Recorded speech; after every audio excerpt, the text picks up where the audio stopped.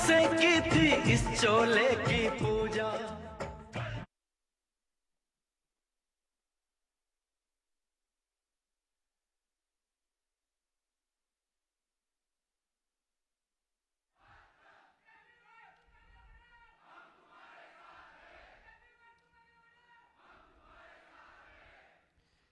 ખૂબ ખૂબ આભાર તમામ મિત્રોનો।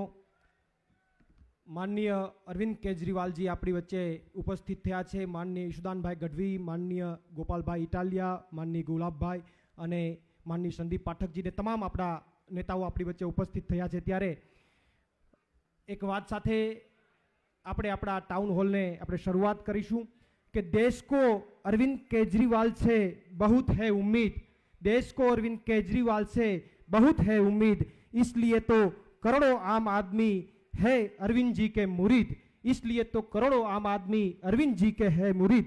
बड़े बड़े वादे और बड़ी बड़ी बातें मत बताइए, बड़े बड़े वादे और बड़ी बड़ी बातें मत बताइए, अरविंद केजरीवाल जी की तरह काम करके दिखाइए। एवा अरविंद जी આપણી વચ્ચે ઉપસ્થિત છે ત્યારે તાળીઓના ગડગડાટથી એમને વધાવીએ। અને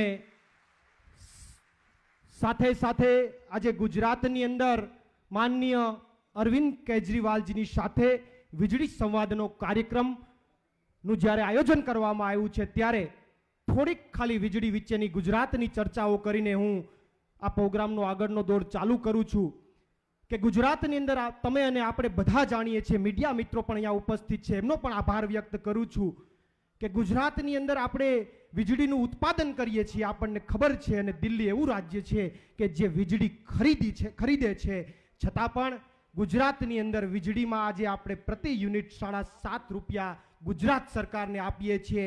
એક ગામડામાંથી મને એક વ્યક્તિનો ફોન આવ્યો હતો 1 વર્ષ પહેલા, જ્યારે કોરોનાનો કાળ હતો। મીડિયા મિત્રોને મારે ખાસ જણાવવાનું છે કે કોરોનાના કાળમાં કેશોદના એક અજાબ ગામમાં એક ચક્કી દળતો વ્યક્તિ, એક દળણું કરતો વ્યક્તિ, એક સામાન્ય વ્યક્તિને 6,500નું બિલ આવ્યું હતું અને આર્થિક પરિસ્થિતિ નબળી હોવાના કારણે એ વ્યક્તિ ભરી ન શક્યો અને આજે 1 વર્ષના અંતે એમનું 25% વ્યાજ ગણીને 37,000નું બિલ આ ગુજરાતની ભાજપ સરકારે કર્યું છે। ત્યારે ગુજરાતની જનતા આ મોંઘવારીમાં વીજળીના બિલના કારણે, વીજળીમાં જે કંઈ પણ આપણી ઉપરથી ઘણો બધો વીજળીના રૂપિયા લેવામાં આવી રહ્યા છે એના કારણે મોંઘવારીનો માર આપણી ગુજરાતની જનતા અત્યારે ખૂબ સહન કરી રહી છે। બાકીની આગળની વાતો જે છે વીજળી બાબતે આપણા નેતાઓ જે સ્ટેજ ઉપર બિરાજમાન તમામ નેતાઓ છે એ આગળની વાતો કરશે, પરંતુ એમની સાથે સાથે હવે પછી હું જેમને કમાન સોંપવા જઈ રહ્યો છું એ હર હંમેશ એક વાતની અંદર માને છે कि सत्य के मार्ग पर चलने में कठिनाई होती है, सत्य के मार्ग पर चलने में कठिनाई जरूर होती है, लेकिन अंत में तो विजय सत्य की होती है। आ बात ऊपर, आ विधान ऊपर जे हर हमेश पोतानी बात रजू करे छे एवा माननीय ईशुदानभाई गढ़वी ने विनंती करूं कि आप समक्ष पोतानी बातों रजू करे। आभार। ईशुदानभाई गढ़वी।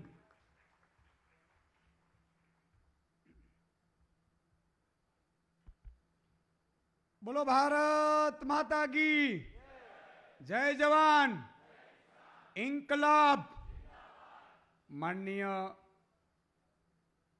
स्टेज पर विराजमान अरविंद केजरीवाल जी जेमणे राजनीति में क्रांति लावी दीधी छे अने खास करीने मोंघा वीजળી बिल कई रीते सस्ता करी शकाय अने कई रीते आम आदमी ने राहत आपी शकाय एवा हिंदुस्तान में कोई व्यक्ति पासे चावी होय तो ए माननीय अरविंद केजरीवाल जी छे। एमना माटे एकवार ताळीओना गड़गड़ाट थई जाय। अध्यक्ष श्री गोपाल भाई, गुलाब भाई, संदीप भाई, प्रवीण भाई अने सौ उपस्थित भाईओ बहनों, मित्रों, आजे गुजरात एक उम्मीद लईने बैठुं छे। गुजरात एक विश्वास साथे दरेक तमे पानना गलाथी लई खेडूतना खेतरे जाओ, मध्यम वर्गनी झूंपड़ीए जाओ, आजे स्कूलोमां जाओ, बधी जगह एक ज बात चाले छे, इस बार अरविंद जी आ रहे हैं और हमें विश्वास है कि महंगाई की मार से बचाएंगे। મિત્રો આજે સામાન્ય માણસને શું જોઈએ છે?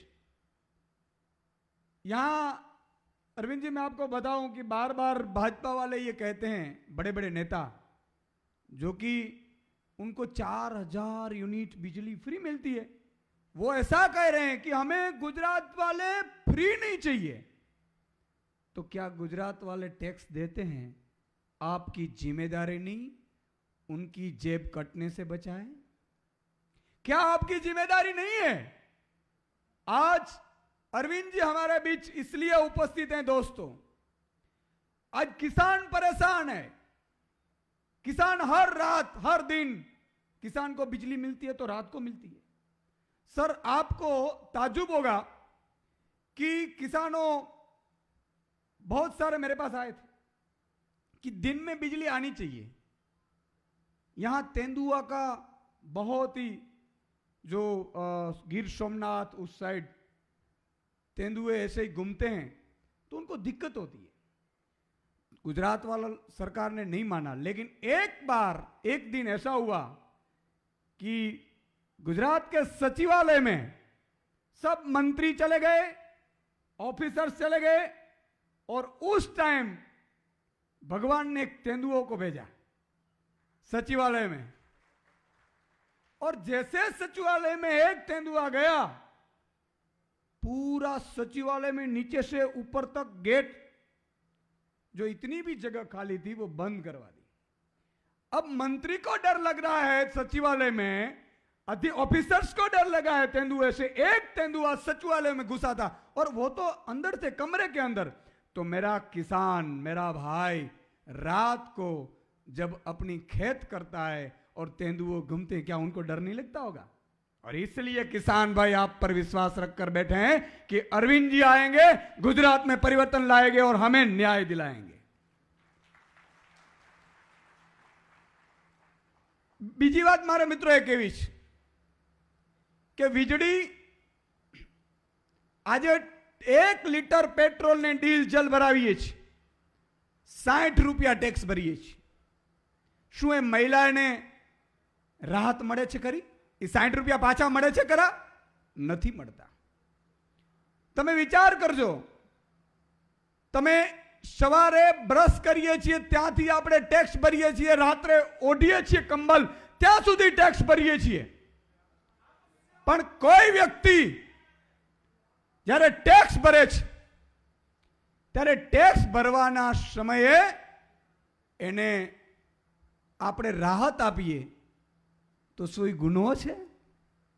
मुख्यमंत्री ने मळतुं होय, मंत्रियों ने मळतुं होय, धारासभ्य ने संसद ने मळतुं होय, तो आम आदमी ने केम न मळे? आ वात साची छे मित्रों?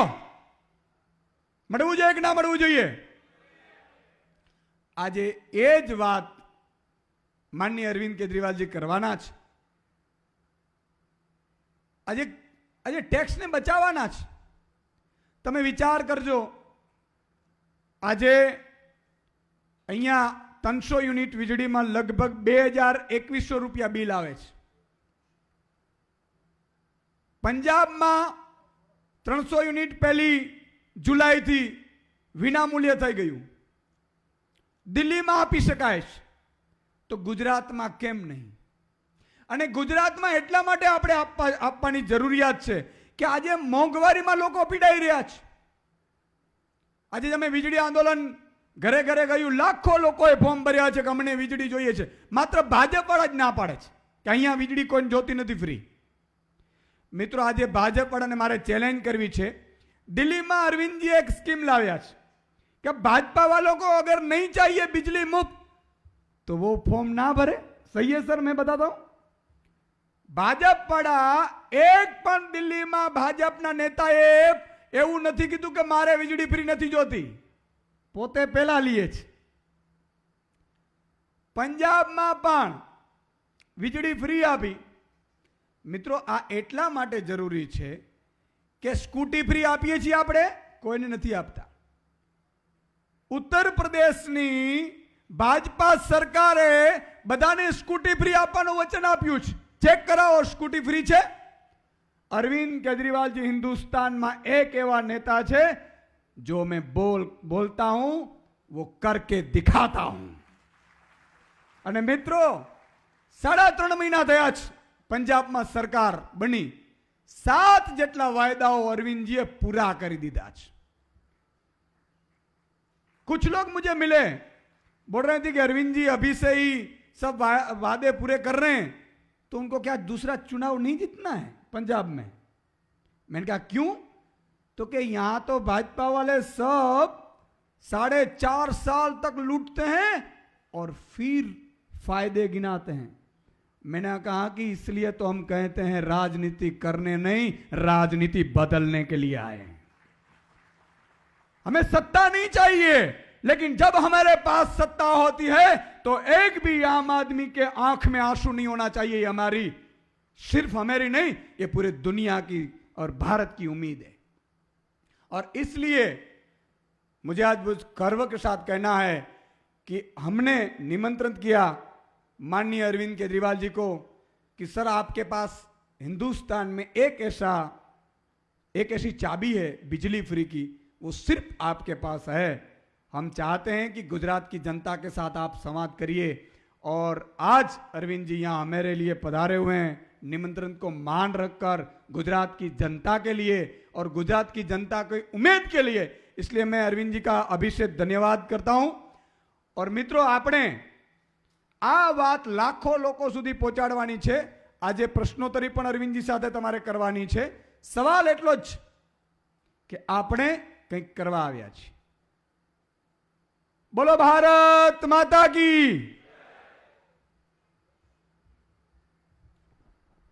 ખૂબ ખૂબ આભાર ઈશુદાનભાઈ।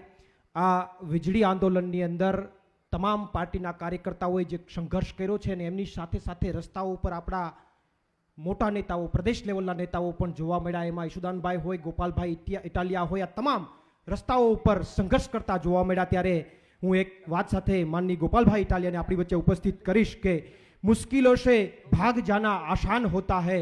अरे मुश्किलों से भाग जाना तो आसान होता है, हर पहलू जिंदगी का इम्तिहान होता है। अरे डरने वालों को मिलता नहीं कुछ जिंदगी में, अरे डरने वालों को मिलता नहीं कुछ जिंदगी में, लड़ने वालों के कदमों में जहान होता है। એવું જે કાયમી માટે લડાયક વ્યક્તિત્વ છે, આપણી વચ્ચે રહીને સંઘર્ષ કરી રહ્યા છે, એવા આપણા પ્રદેશ નેતા ગોપાલભાઈ ઇટાલિયાને વિનંતી કરું કે આપણી સમક્ષ વીજળીને અનુલક્ષીને વાતો કરે।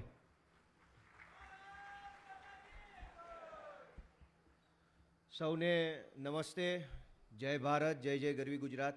આજે આ વીજળી સંવાદમાં ઉપસ્થિત આપ તમામ ગુજરાતના, અમદાવાદના સૌ પ્રબુદ્ધ નાગરિકો, પાર્ટીના કાર્યકર્તાઓ, શુભચિંતકો અને ગુજરાતની ચિંતા કરવાવાળા સૌ સજ્જનોને હું આ વીજળી સંવાદમાં આવકારું છું અને અહીંયા ઉપસ્થિત થવા બદલ સૌનો હું આભાર વ્યક્ત કરું છું।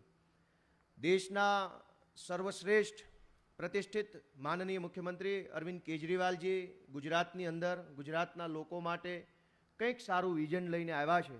ત્યારે હું માનનીય અરવિંદ કેજરીવાલજીનું અહીંયા સ્વાગત કરું છું, એમનો આભાર માનું છું કે તેઓ ગુજરાતની ચિંતા કરી રહ્યા છે। વર્ષોથી આપણે જે ભાજપને મત આપતા આવ્યા છીએ, એ ભાજપના નેતાઓ પાસે સમય નથી કે એમના મુખ્યમંત્રી છોડો, એમના વીજળી મંત્રી પણ આવીને બેસે અને ગુજરાતના લોકો સાથે વીજળીના મુદ્દે આવી ચર્ચા કરે, એવી એમને જરૂર પણ નથી, એવો એમને સમય પણ નથી। કેમ કે આપણે બધાએ વર્ષો સુધી એને મત આપી અને એટલા મોટા બનાવ્યા છે કે હવે એમને આપણી જરૂર નથી। પણ આપણા સદભાગ્ય, આપણા ગુજરાતના લોકોનું પુણ્ય ફળ્યું, અમારી દેશી ભાષામાં કહીએ તો, કે ગુજરાતના ભાજપના નેતાઓને સમય કે ચિંતા હોય કે ન હોય, પણ દેશની અંદર એક વ્યક્તિ એવો છે જેને આખા દેશની ચિંતા છે, એ છે અરવિંદ કેજરીવાલ। આખા દેશમાં જઈ અને દેશના લોકોના રોજબરોજના જીવન સાથે સંકળાયેલા મુદ્દાઓ પર ચિંતા વ્યક્ત કરે છે અને ખાલી ચિંતા નહીં, એનું સોલ્યુશન લઈને આવે છે કે આ એનું સોલ્યુશન છે। ગુજરાતમાં વર્ષોથી મોંઘી વીજળીથી આપણે પીડાઈએ છીએ અને વાત માત્ર મોંઘી વીજળીની નથી, વીજળીમાં પાવર કટ લાગે। અહીંયા આવ્યા પહેલા 2 વખત આ હોલમાં લાઈટ ગઈ કે ન ગઈ? તો આ વ્યવસ્થા 27 વર્ષ પછી ભાજપે ઊભી કરી છે કે જ્યાં એક બાજુ એવા દાવાઓ કરવામાં આવે છે કે વીજળી સરપ્લસ છે, અહીંયા તો વીજળી વધે છે, એક બાજુ પાવર કટ લાગે છે। ઇન્ડસ્ટ્રીની એક બાજુ એવો ફોર્સફુલી આદેશ કરવામાં આવે છે કે અઠવાડિયામાં ફરજિયાત એક વખત તમારે રજા રાખવી। શું કામ? કેમ કે વીજળી બચાવાય।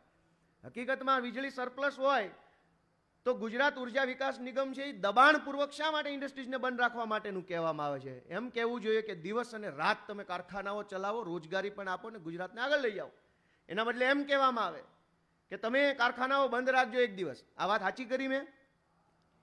ગામડાઓની અંદર પાવર કટ લાગી જાય, કલાકોના કલાકો સુધી લાઇટ ન આવે, પીજીવીસીએલ, ડીજીવીસીએલ, યુજીવીસીએલના માણસોને ફોન કરો, ફોન ઉપાડે નહીં, કોઈ ભૂલથી ઉપાડે તો કે મને ખબર નથી, સાહેબને ખબર છે, હું રજા ઉપર છું.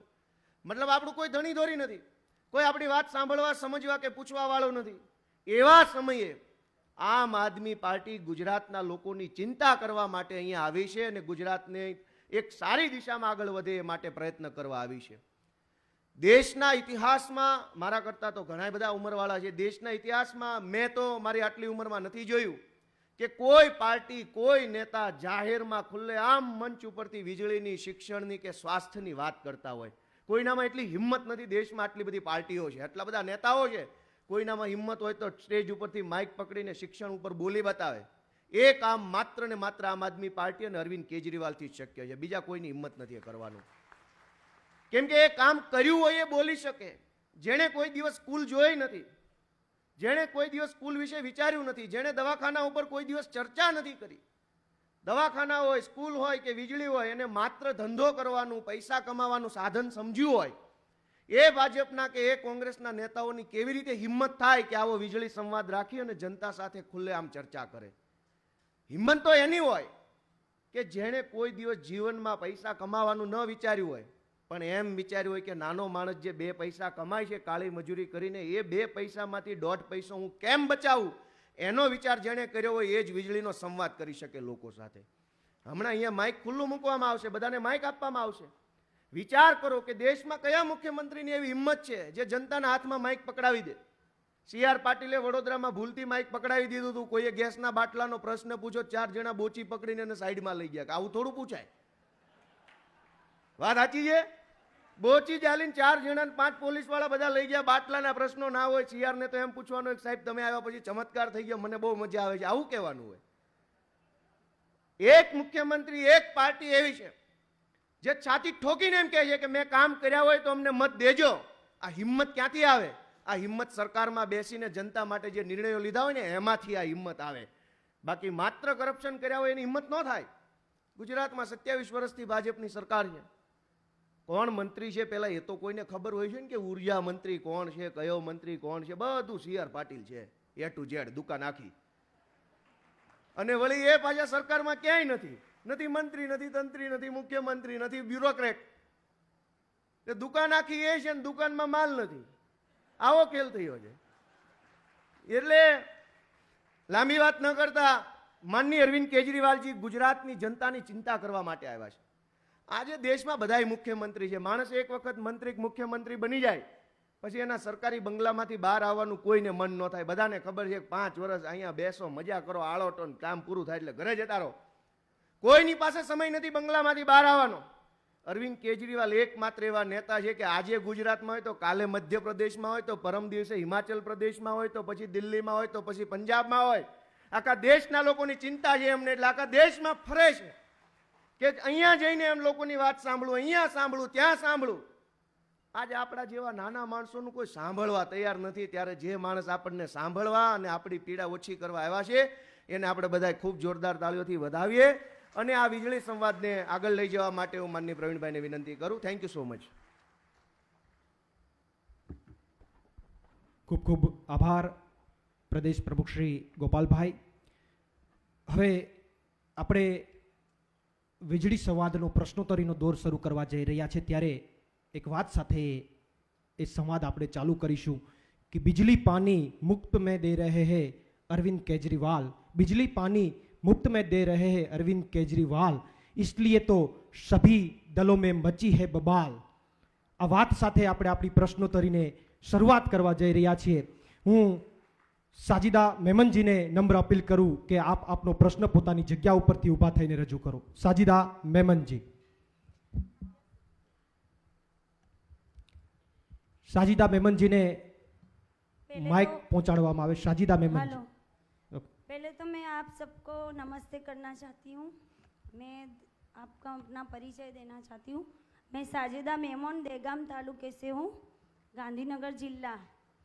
और मैं एक बात सर से पूछना चाहती हूँ कि मेरे घर में पंखा है और एक लाइट है और 2000 रुपया बिल मैं भरती हूँ, और महीने का बिल 2000 और एक साल का 20 से 25,000 भरती हूँ।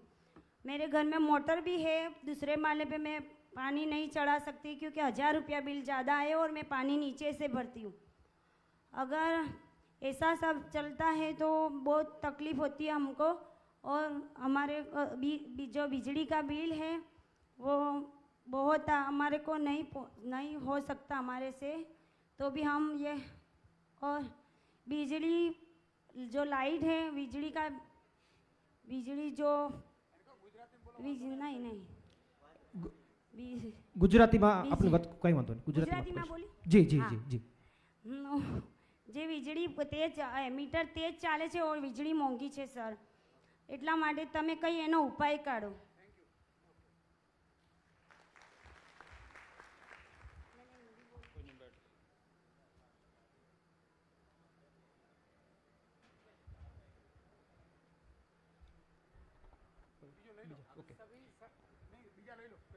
सभी क्वेश्चन एक साथ लेके फिर मैं okay okay thank you sir. मैं पायल देसाई जी को विनंती करता हूँ अपना प्रश्न रजू करें। पायल देसाई जी। હેલો સર, નમસ્તે। મારું નામ પાયલ દેસાઈ છે। જી હા, મારું નામ પાયલ દેસાઈ છે। હું ઘાટલોડિયા વિધાનસભામાંથી બોલું છું। મેં સાંભળ્યું છે કે આપણે ગુજરાતમાં વીજળી ઉત્પન્ન થાય છે તો પણ મોંઘી છે, અને દિલ્હીમાં જ્યારે બહારથી ખરીદે છે તો પણ સસ્તી છે। કેવી રીતના પોસિબલ છે? Okay thank you. Next Vanita Patel ji. Hello नमस्कार सर, હું વનિતા પટેલ ઘાટલોડિયા વિધાનસભામાંથી આવું છું, સાયન્સ સિટીમાં રહું છું। મારો એક પ્રશ્ન છે આપને કે દિલ્હી અને પંજાબમાં વીજળી ફ્રી મળે છે, સરકાર એ કેવી રીતે મેનેજ કરે છે? શું ગુજરાતમાં ખરેખર વીજળી ફ્રી મળી શકે? Okay thank you Vanita ji, thank you. Next Sanjay Patel ji. નમસ્કાર સર, ગુજરાતની અંદર વારંવાર વીજળીના રેટ વધે છે, 5 મહિનાની અંદર 4 વાર વધ્યો, એનું શું કારણ સર?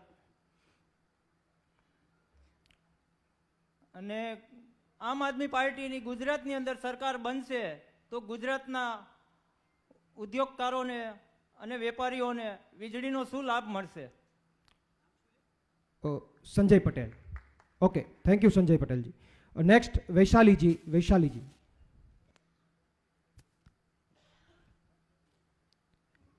हेलो जी।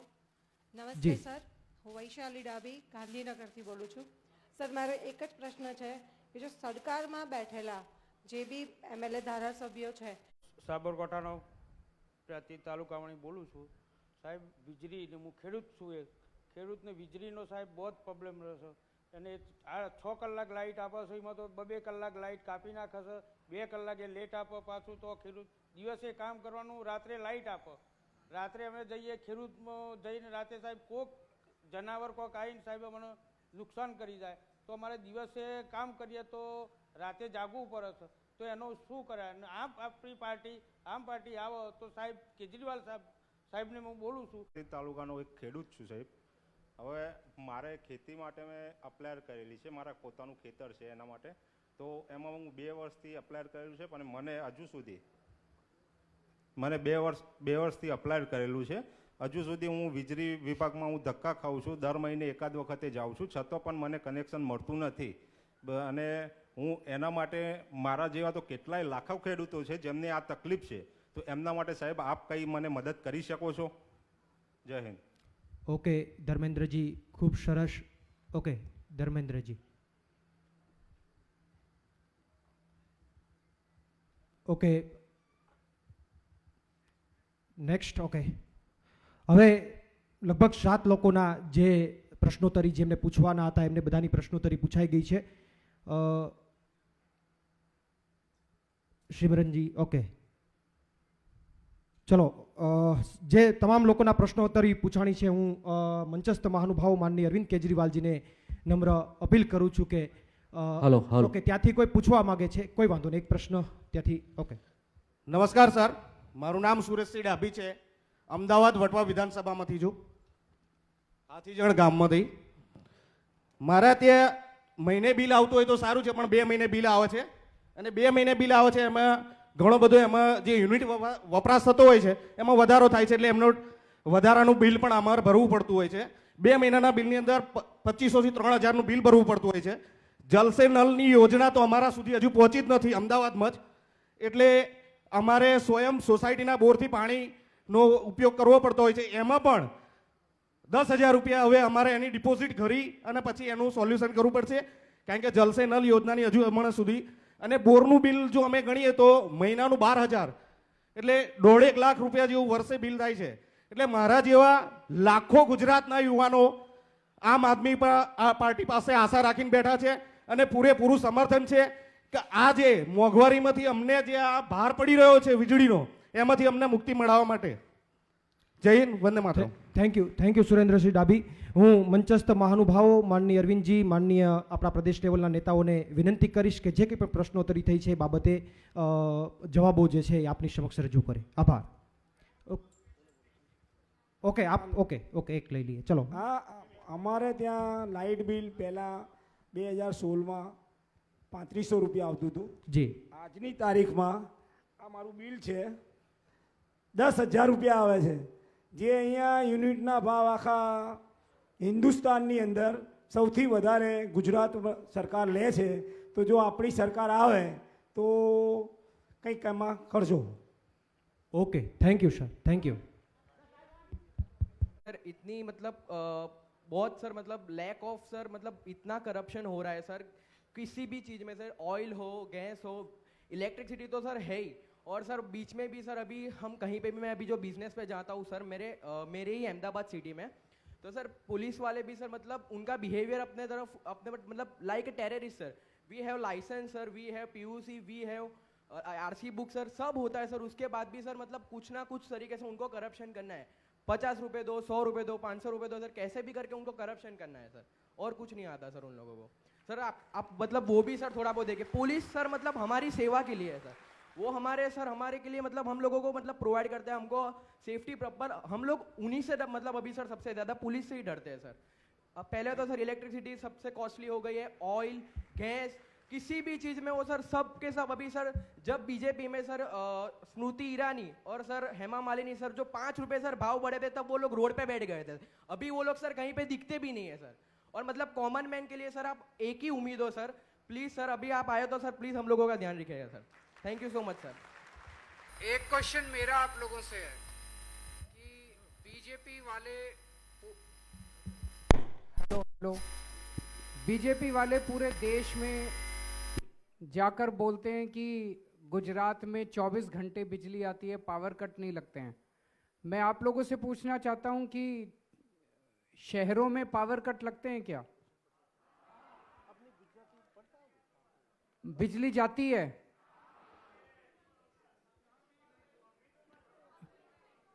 मेरे को भी बता रहे थे ईशुदान भाई हमारे आने के पहले इस हॉल में ही 3 बार बिजली गई है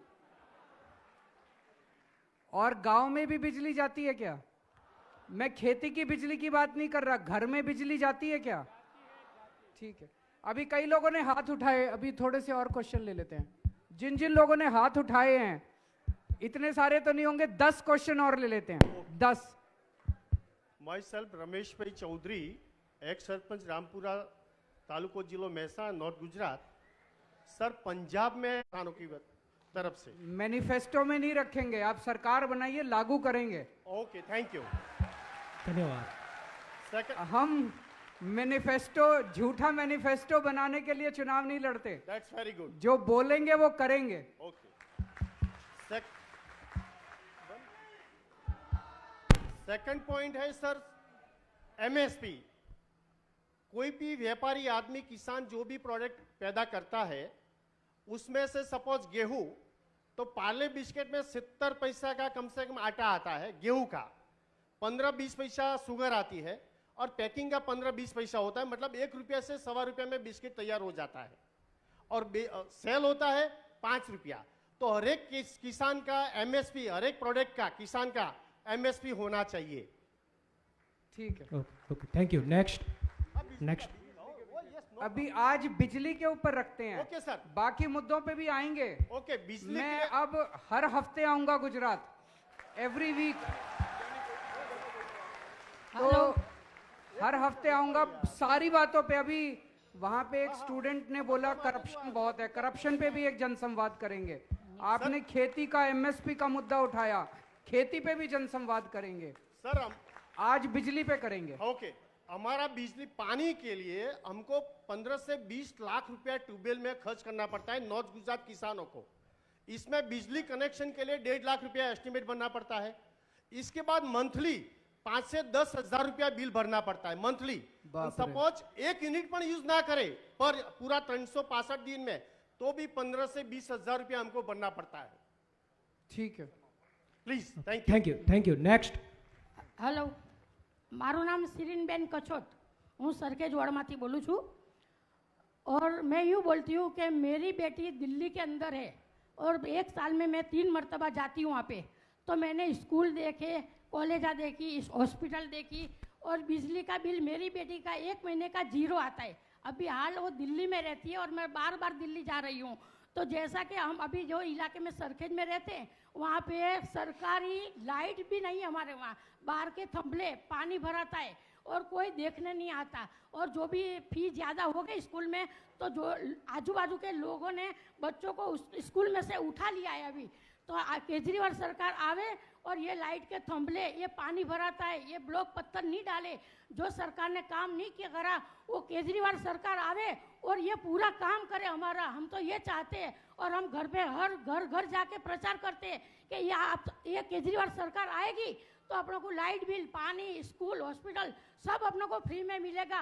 और ये सरकार आनी चाहिए, आनी चाहिए। और ये जो बुढ़े लोग हैं, रात को पानी भराता है बारिश का, और बिजली जो बाहर के थंभले, वो लाइट भी रात को बंद हो जाती है, बुढ़े इंसान गिर जाते हैं, ब्लॉक पत्थर नहीं है, रोड के भी ठिकाने नहीं है। तो मैं चाहती हूँ कि केजरीवाल सरकार आवे और ये सब करे। बहन जी, आपका गुजरात में बिजली बिल कितना आता है? अभी यहाँ जा रहती हैं? गए महीने में मेरा बेटा 2 है और घर में मेरे 1 एसी है और 1 पंखा है। बेटा तो अक्खा दिन कोर्ट में जाता है। 4000 रुपये मेरा बिल गए महीने आया और ये महीने 3000 रुपये बिल आया 1 महीने का।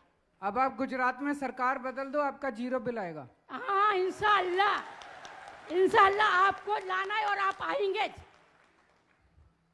Okay, thank you. Next. Hello, અમદાવાદના ઈસનપુર વિસ્તારથી આવું છું અને આમ આદમી પાર્ટીના કાર્યકર્તા છું। હવે વીજળી બાબતે આજે વીજળી સંવાદની અંદર મારે એક અગત્યનો પ્રશ્ન કહેવો છે કે 2021ની અંદર મારા ઘરે સોલર સિસ્ટમ લગાવવામાં આવી। એ સોલર સિસ્ટમની અંદર જે વીજળી ઉત્પન્ન થાય છે અને હું મારા ઘરની અંદર જે વીજળી વાપરું છું, એમાંથી જે વીજળીના યુનિટ વધે છે અને બિલની અંદર ક્રેડિટ લખાઈને આવે છે, એ ક્રેડિટ મને દર વર્ષે માર્ચ એન્ડિંગ પછી એપ્રિલમાં મળવી જોઈએ। છેલ્લા 1 વર્ષથી હું ટોરેન્ટ પાવરની ઓફિસે જાઉં છું, ધક્કા ખાઉં છું, પણ મારા ઘરમાંથી જે વીજળી ઉત્પન્ન થઈ એ વધારાની વીજળીના પૈસા હજી સુધી મળતા નથી। Okay, thank you.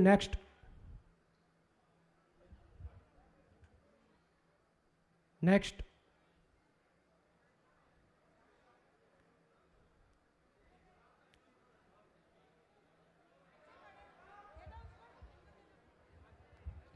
Hello sir, मैं महसाना से आया हुआ हूँ और मैं आपको एक बात बोलना चाहता हूँ कि गुजरात सरकार ने 2007 में 1 रुपये 80 पैसे के हिसाब से हर प्राइवेट कंपनी के साथ टाई अप किया हुआ था।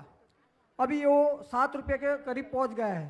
तो अगर आम आदमी पार्टी की सरकार आती है तो ये प्राइवेट कंपनियों को जो अपने लोगों से लूटा हुआ माल है वो निकाल पाएंगे नहीं निकाल पाएंगे? निकालेंगे, जरूर निकालेंगे जी, थैंक यू। नेक्स्ट। हेलो, मैं गीता सुंदरवा, कुबेरनगर वार्ड से, नरोड़ा विधानसभा लगता है। हेलो, बताइए। नरोड़ा विधानसभा लगता है। सर, 15 लाख का लॉलीपॉप जो दिया था ना, वो कोरोना में बिजली का बिल भी नहीं भरने का ऐसा लॉलीपॉप दिया था हमको भी, तो मैंने 2 महीने का बिल नहीं भरा, दूसरे दिन लाइट काट के गए। मैं 10 मिनट में कुबेर नगर से नरोड़ा पाटिया जाके बिल भरा तो 200 रुपया दंड लिया कि लाइट काटने का भी 200 रुपया दंड लेते हैं गुजरात में। तो सर हमारी आम आदमी पार्टी आई है, गुजरात से रिक्वेस्ट है कि ज़्यादा से ज़्यादा लोग आम आदमी पार्टी को वोट दे और जिताए। Thank you sir. Okay, thank you. ઘણા બધા લોકોને પ્રશ્ન પૂછવાની ઈચ્છા છે, અરવિંદજી સાથે વાત કરવાની ઈચ્છા છે, પરંતુ એક સમજવા જેવી બાબત છે કે કોઈ પણ નેતા સાહેબ આવે ત્યારે લોકોની વેદના જાણવા માટેનો વધારે પ્રયાસ ન કરે, પણ માનનીય અરવિંદ કેજરીવાલજી એવા નેતા આપણી વચ્ચે અહીંયા બેઠા છે કે એમણે સામેથી કીધું કે હજી મારે વધારે લોકોના પ્રશ્નો સાંભળવા છે, મારે એમની વેદના જાણવી છે, એટલે માનનીય અરવિંદજી માટે તાળીઓનો ગડગડાટ થઈ જાય। અને હવે હું માનનીય અરવિંદ કેજરીવાલજીને આપ સમક્ષ ઉપસ્થિત કરું છું, એમની પોતાની વાત રજૂ કરે।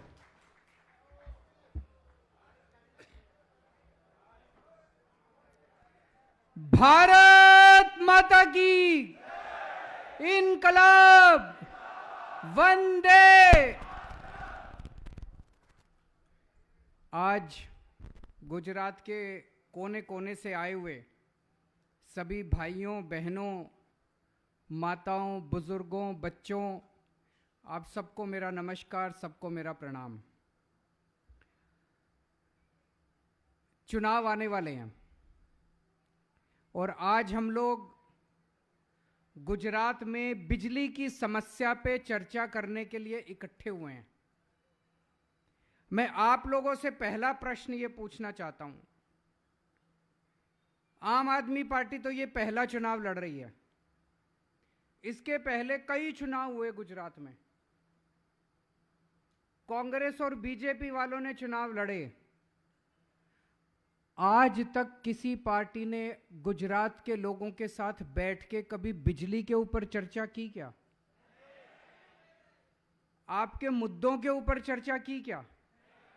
वो आते हैं, बड़ी बड़ी रैली करते हैं, उनके नेता बड़े बड़े भाषण देते हैं, बड़े बड़े वादे करते हैं और फिर 5 साल लूटने में लग जाते हैं, फिर अगला चुनाव आते हैं, फिर अगला रैली करते हैं। फिर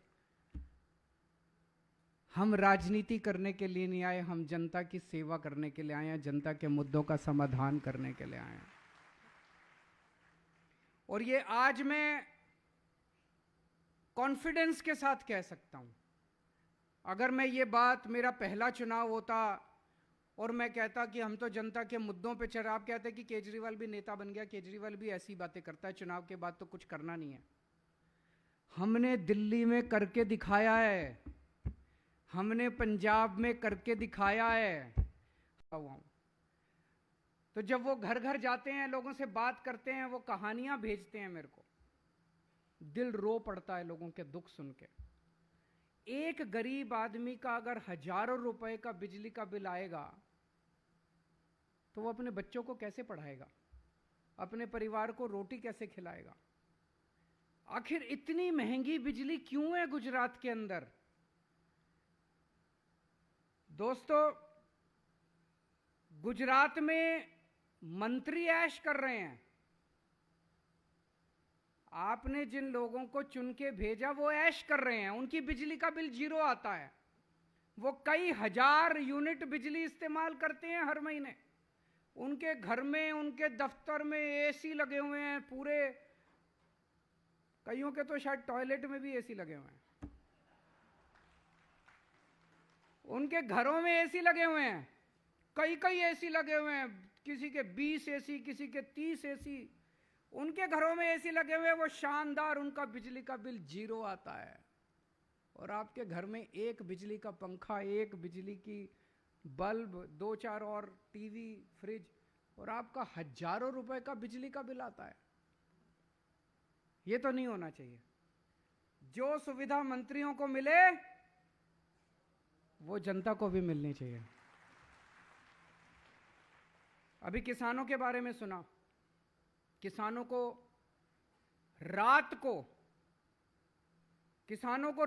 बिजली देते हैं। बताइए, रात को बिजली देने का क्या मतलब है? मुझे लगता है थोड़े दिन तक गुजरात के सेक्रेटेरिएट में भी रात को ही बिजली आनी चाहिए, इन मंत्रियों को भी थोड़े दिन रात को ही काम करने का मौका।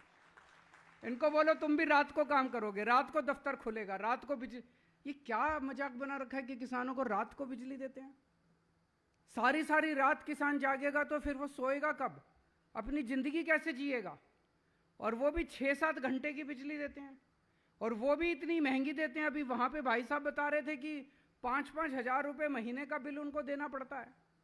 नया कनेक्शन नहीं मिलता है, कई कई सालों का वेटिंग लिस्ट है, और वो 6 घंटे जो आती है उसमें भी पावर कट लगता है। मेरे को याद है पिछले 2014 के चुनाव के पहले बीजेपी के नेताओं ने दिल्ली भी आए, उत्तर प्रदेश भी गए, जब चुनाव लड़ रहे थे लोग, पूरे देश में जा जा के उन्होंने छाती चौड़ी करके बोला गुजरात में बिजली जाती है तो न्यूज बनती है, यहां पे बिजली आती है तो न्यूज बनती है। अब मेरे को पता चला यहां पे तो बिजली जाती बहुत है, और न्यूज क्यों नहीं बनती है? बेचारे न्यूज वालों को डरा रखा है इन लोगों ने। न्यूज वाले सारे डरते हैं। आप लोग अच्छे हैं, आप लोगों का कसूर नहीं, आप हमारी तरह हैं। जैसे उन्होंने पूरे देश को डरा रखा है, ऐसे आपको भी डरा रखा है। तो न्यूज बनती ही नहीं है।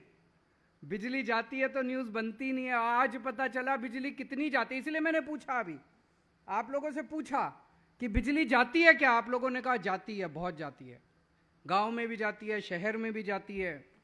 तो पूरा झूठा प्रचार किया हुआ है।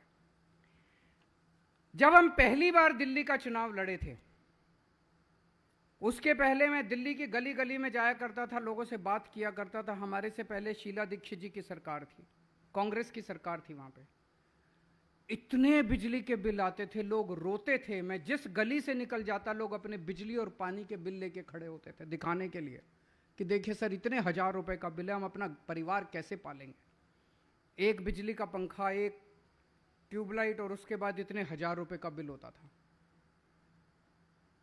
मैंने शीला दीक्षित जी से निवेदन किया कि आप बिजली के बिल कम करो। उस टाइम हम फ्री बिजली की बात नहीं करते थे। हमने कहा कि ये बिजली आपने बहुत महंगी कर रखी है, बिजली के बिल कम करो। डॉक्टर कहते हैं कि अगर शुगर का मरीज 3-4 घंटे अगर भूखा रह जाए तो उसकी शुगर गिर जाती है और उसकी मौत हो सकती है। कई डॉक्टरों ने, मेरे परिवार वाले बड़े नर्वस हो गए कि ये 15 दिन का अनशन कैसे करेगा। लेकिन जाको राखे साइया, मार सके ना पर। मैंने 15 दिन का अनशन किया, केवल पानी पिया, और आज आपके सामने जिंदा खड़ा हूं। जब आप सत्य के रास्ते पे चलते हैं, जब आप लोगों के लिए निस्वार्थ भाव से काम करते हैं, तो फिर ऊपर वाला आपका साथ देता है। 15 दिन में भूखे रहा। दिल्ली में लगभग 15 लाख लोगों ने साइन करके दिए कि बिजली के बिल कम होने चाहिए। जब शीला दीक्षित जी नहीं मानी तो लोगों ने फिर कहा कि केजरीवाल जी आप चुनाव लड़िए। अब ये शीला दीक्षित मानने वाले नहीं है, इसको हराएंगे हम। आप आइए और आप खुद बिजली के बिल कम करिए। हम चुनाव लड़े, लोगों का भरोसा था। पहली सरकार हमारी केवल 49 दिन की। उन्होंने कहा केजरीवाल जी अब पूरी ताकत दे दी। अब हमने अगली बार आने के बाद बिजली फ्री कर दी उनकी, आधी रेट नहीं किए, बिजली फ्री कर दी उनके। अब अगर मैं केवल बिजली फ्री करता और दिल्ली में पावर कट लगते तो लोग कहते हैं यार ये बिजली क्या फ्री कर दी तुमने, पावर कट लग रहे हैं, बिजली चाहिए हमको, पहले बिजली दो।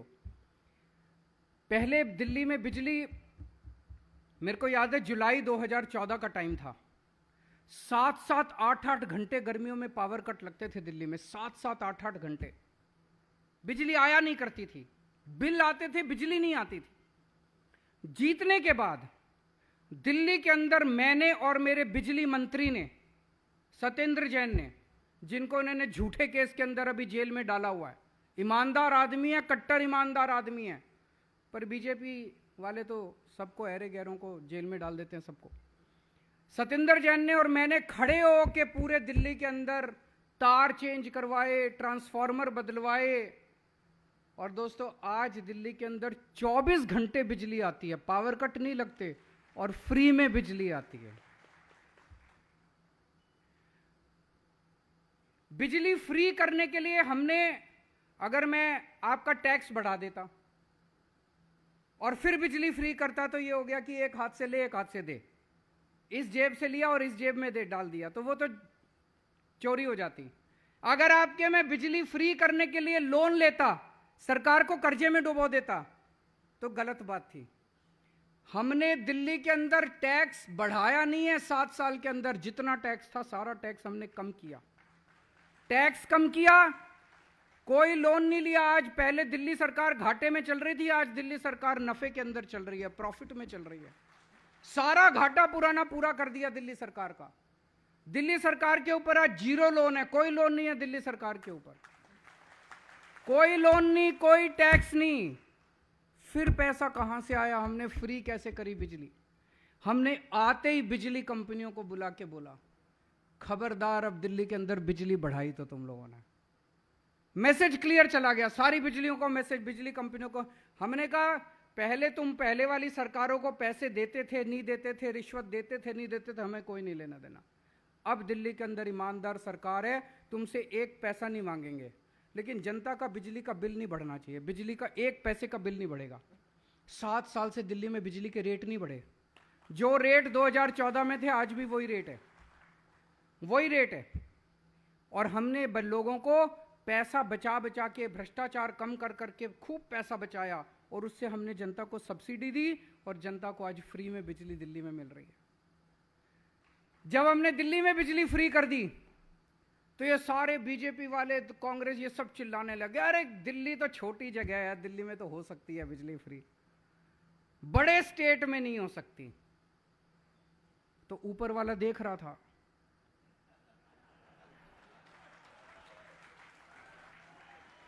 ऊपर वाले ने कहा ये तो गलत बात है, तो ऊपर वाले ने हमें एक बड़ा स्टेट भी दे दिया, पंजाब दे दिया। ऊपर वाला देख रहा था तो ऊपर वाले ने अपनी झाड़ू चलाई और हमें पंजाब दे दिया। पंजाब आ गया। अभी 3 पंजाब में जब मैं पंजाब में जाता था तो मैं सारी कैलकुलेशन करके जाता हूं, मैं पढ़ा लिखा हूं।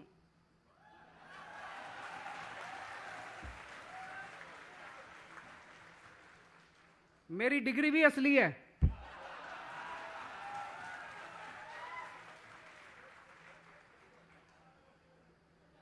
पढ़ा लिखा हूं, इंजीनियर हूं, इनकम टैक्स में नौकरी करता था, कानून भी जानता हूं, तो मैं सारी कैलकुलेशन करके जाता था।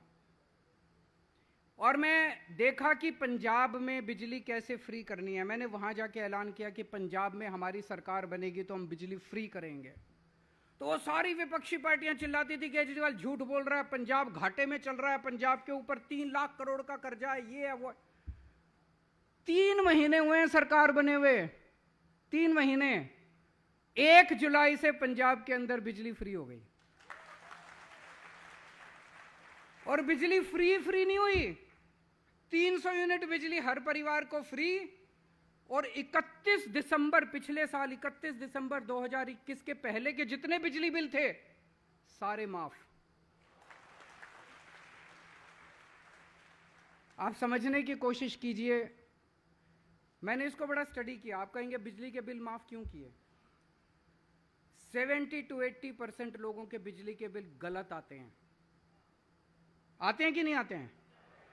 हजारों का बिल भेज, और ये स्कैंडल है, हजारों का बिल बना के भेज देंगे, आदमी फिर चक्कर पे चक्कर काटता है, चक्कर पे चक्कर काटता है अपना बिल ठीक कराने के लिए, और फिर पैसे लेते हैं बिजली के बिल ठीक करने के लिए। वहां पे सौदा होता है, 50,000 का बिल भेज दिया, गरीब आदमी जाता है, वो कहते हैं अच्छा 5,000 रुपए देगा तो तेरा 50,000 का 25 कर दूंगा, 10,000 रुपए देगा तो 50,000 का 10,000, ऐसे ही होता है ना। आज दिल्ली के अंदर दिल्ली के 70%, 73% लोगों के बिजली के बिल 0 आते हैं और 24 घंटे बिजली आती है। और पंजाब में 80% से ज्यादा लोगों के बिजली के बिल 0 आया करेंगे, और उनको भी अभी 24 घंटे बिजली नहीं है। पुराना 70 साल ने का इन्होंने जो बेड़ा गर्क किया हुआ उसको टाइम लगेगा, लेकिन मुझे उम्मीद है कि 2-2.5 साल के अंदर पंजाब की भी पूरी व्यवस्था को ठीक करेंगे। वहाँ भी लोगों को 24 घंटे बिजली मिलेगी, किसानों को भी पर्याप्त बिजली मिलना चालू होगी। तो दोस्तों, ये 24 घंटे बिजली और फ्री बिजली ये एक जादू है कि नहीं है? पूरी दुनिया में आज तक किसी ने नहीं किया कि 24 घंटे बिजली और फ्री बिजली है। ये केवल जादू मेरे पास है और किसी को करना नहीं आता। ये ऊपर वाले ने केवल मेरे को विद्या दी है, मेरे को आता है बस, और किसी को नहीं आता। विद्या क्या है? हमारी नीयत अच्छी है, हम ईमानदार लोग हैं, बस ये विद्या है हमारी। हम बिजली कंपनियों से पैसे नहीं खाते, हम बिजली कंपनियों को ठीक कर देते हैं, हम जनता के हक में काम करते हैं। दूसरी पार्टी वाले इधर से डोनेशन, चुनाव का उधर से डोनेशन, इस कंपनी से डोनेशन, हमें कोई डोनेशन नहीं चाहिए, हमारा तो डोनेशन आप ही हो, जनता हमारा डोनेशन है। तो गुजरात में भी बिजली सस्ती हो सकती है, गुजरात में भी बिजली फ्री हो सकती है, गुजरात में भी 24 घंटे बिजली हो सकती है। शर्त एक ही है, आपको राजनीति बदलनी पड़ेगी, आपको सत्ता बदलनी पड़ेगी, आपको ईमानदार पार्टी को लाना पड़ेगा।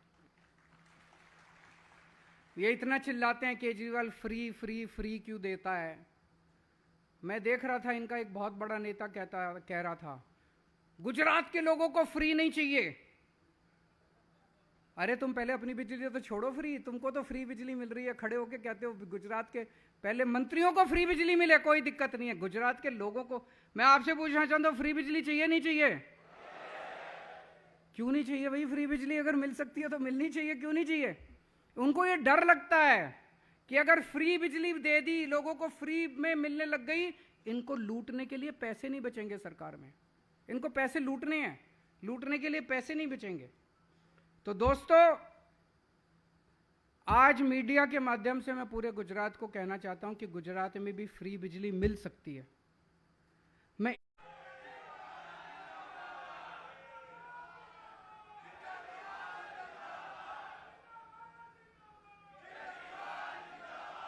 गुजरात की बिजली की समस्या का समाधान लेके आऊंगा।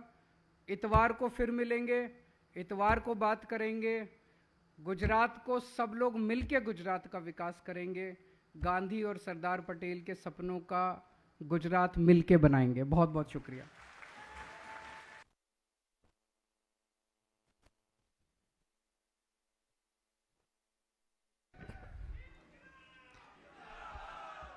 ખૂબ ખૂબ ધન્યવાદ માનનીય અરવિંદજી માટે। એમને સમર્પિત એક વાત થઈ જાય કે ના થકે કભી पैर, ना थके कभी पैर, ना कभी हिम्मत हारी है, हौसला है जिंदगी में कुछ जनता के लिए करके दिखाने का, हौसला है जिंदगी में जनता के लिए कुछ करके दिखाने का।